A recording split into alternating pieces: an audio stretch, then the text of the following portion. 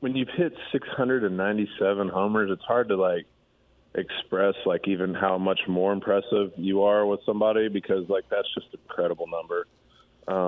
But yeah, like you talking about, like as the season's got, they've needed him, and he's been sort of this third production piece. Obviously, Nolan and Goldie have produced all year and have been, very much MVP candidates, and Goldie will more than likely win it.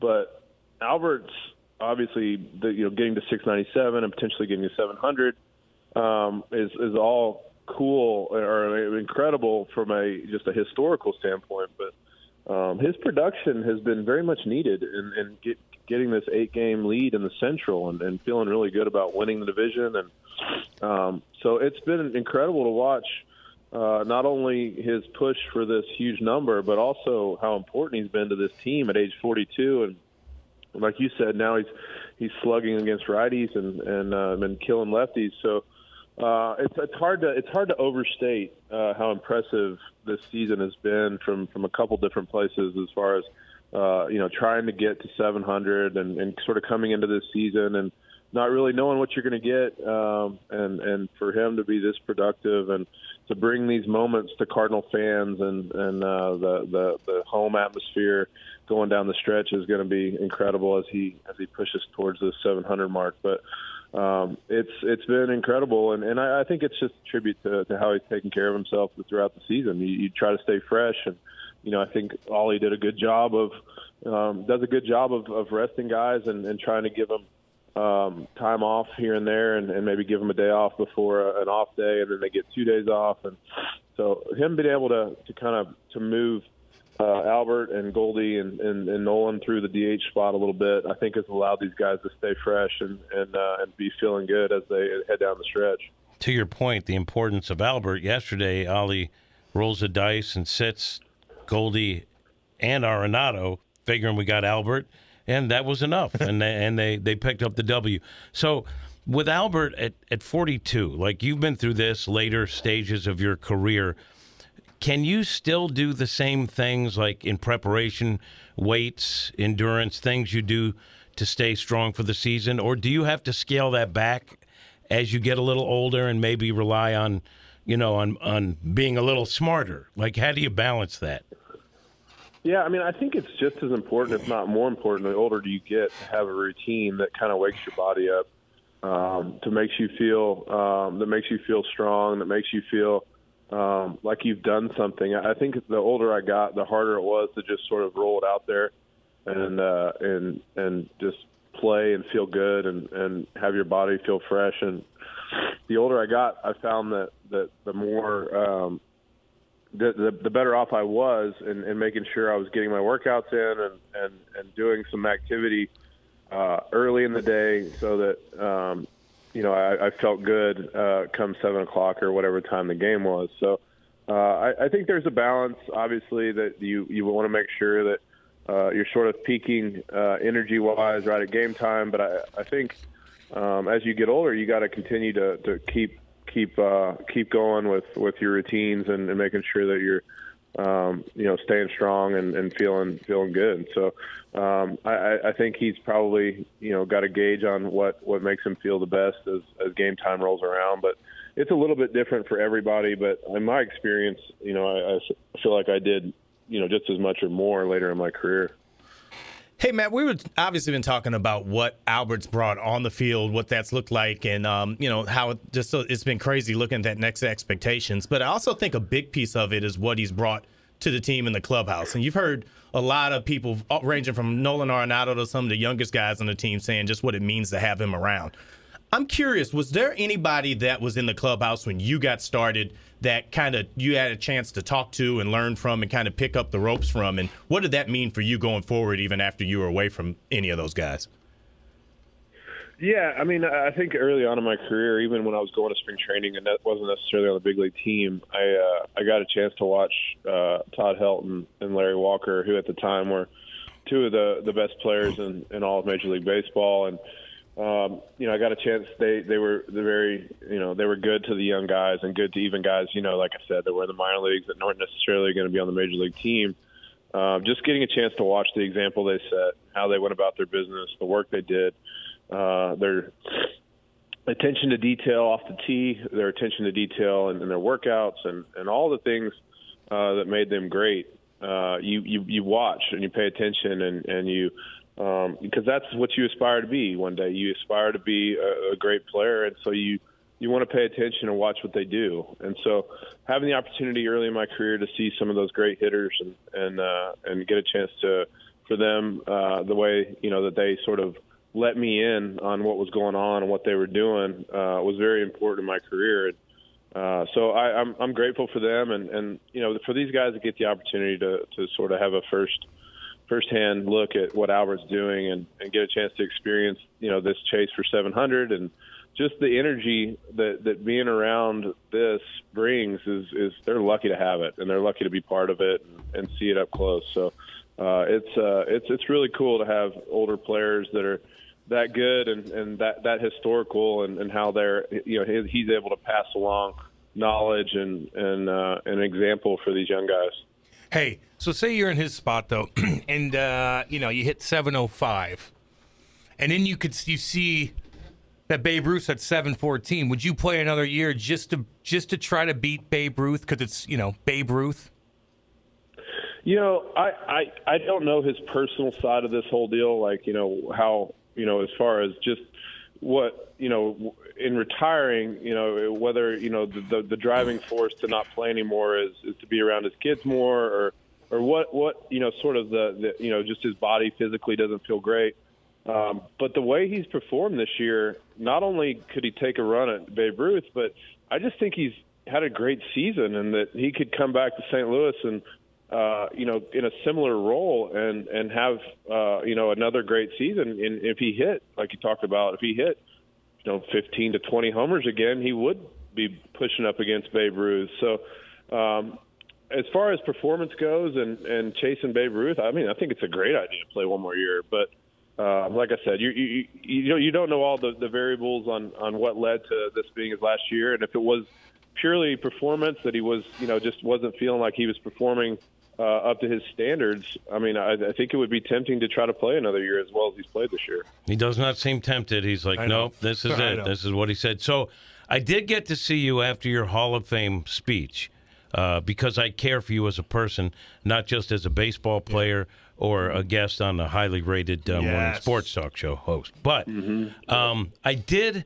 want to ask you, because the speech was really good. I want to give you public praise. I enjoyed it. You were also sensitive to the fact that it was really hot, and you were on stage with a lot of older folks. So I do think that you probably cut down some stuff. But how long did you work on putting that speech together? Well, I had been thinking about it a while. So I was trying to, trying to make sure that how I wanted to get my thoughts out. And so I'd been thinking about, I hadn't exactly written it down, and until probably about 5 days before I started to write stuff down. I started to try to, Leslie and I started talking about trying to put together the format, how I wanted to do it. And so I spent a couple hours for about 3 or 4 days leading up to it. And then really the night before and the morning of the day is when I, you start printing things off and then write notes on the copy and just trying to make sure that, I had my thoughts together and how I wanted it to go. So I spent quite a bit of time leading up to it. Just wanted to make sure that I did a respectable job and honoring such a great, being part of such a great fraternity. So I spent some time on it. Like you said, I was trying to read the room a little bit with how hot it was, and there was a couple things that I cut short a little bit or left off.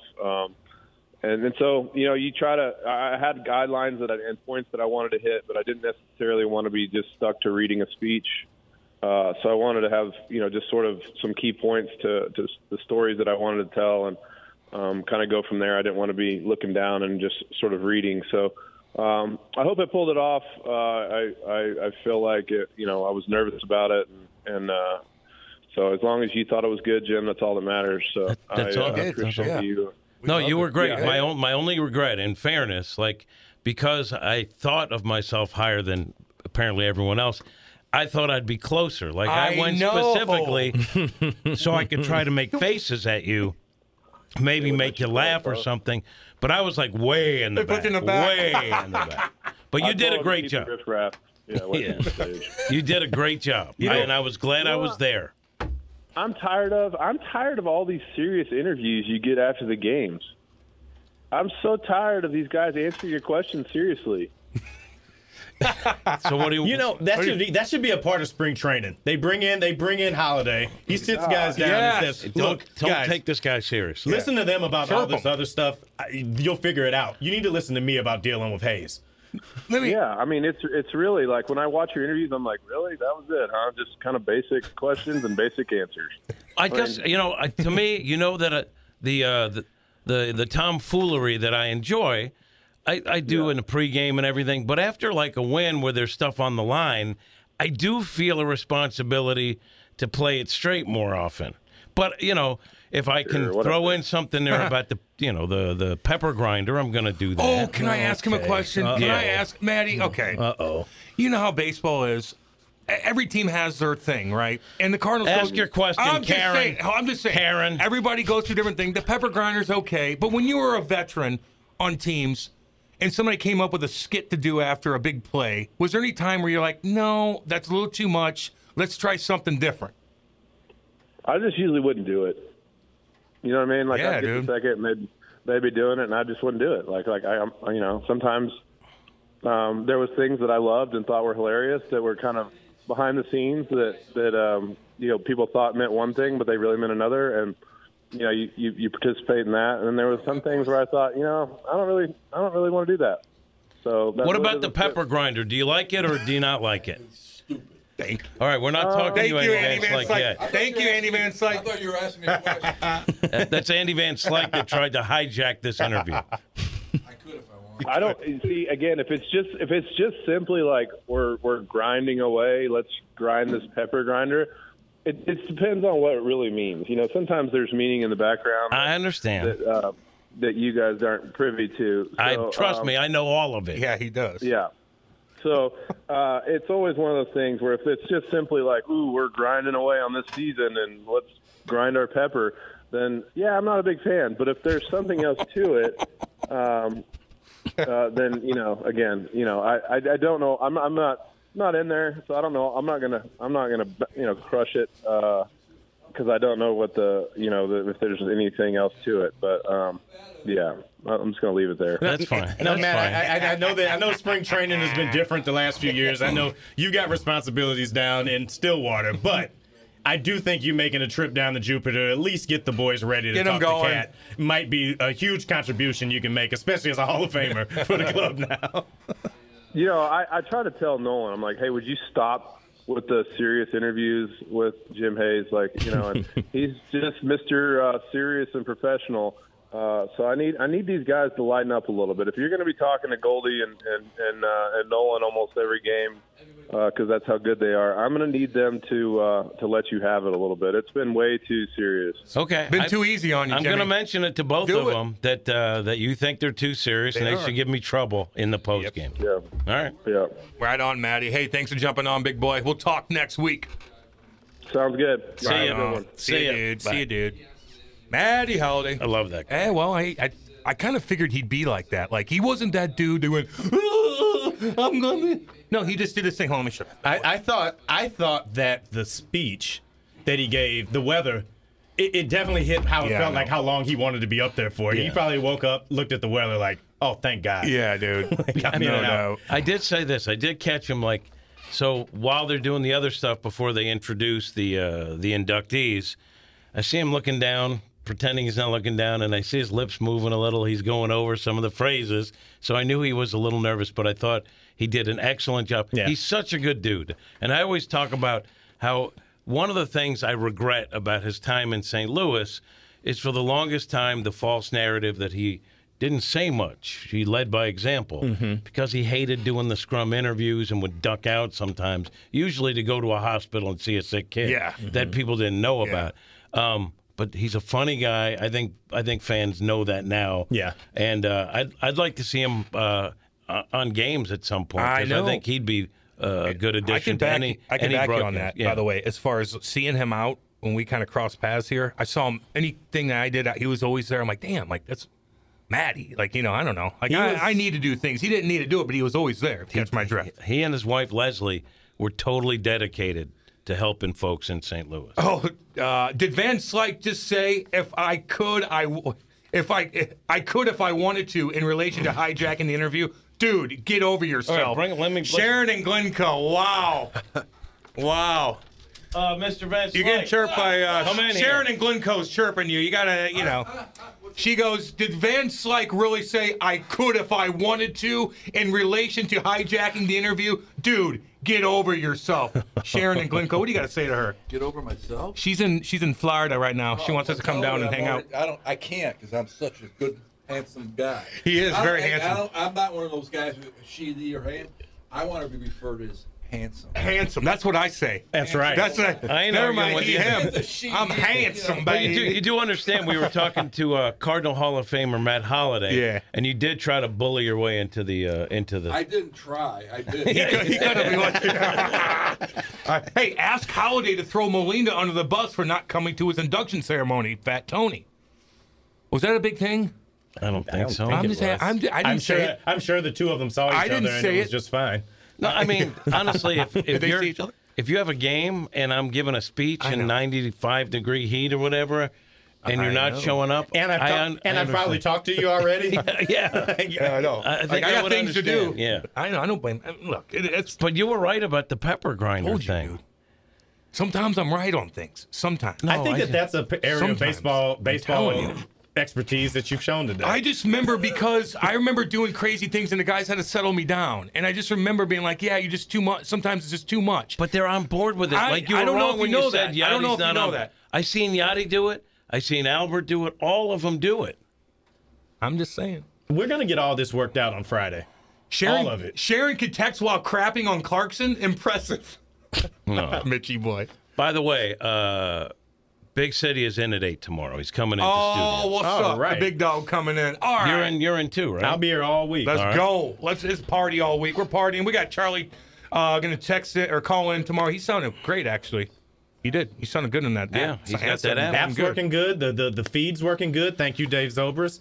Everything's going great. Oh, Sharon sent another picture of her lovely, compound in Florida. She's got lakes in her back. Oh, my gosh. Mm-hmm. And Andy's not invited to paradise. She said, sorry, Andy, you're not invited down to Florida. That's not me saying, Sharon, come on, be nice to Andy. No, it's a free country. It's a free country, Sharon. If he wants to come over, he will.